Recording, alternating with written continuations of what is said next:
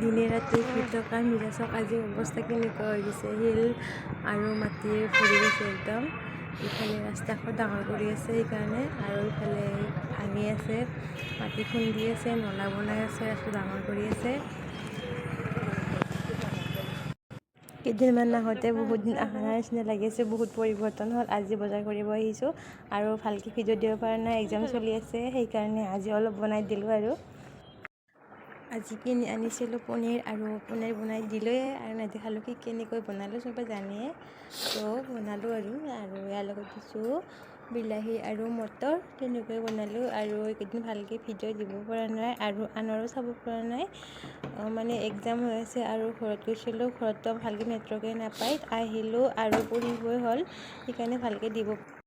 আৰু পনীৰখিনি হৈ গ'ল, এতিয়া খালে হ'ল। আৰু ইয়াৰ ওপৰত দিছোঁ অকণমান ধনিয়া মুঠি।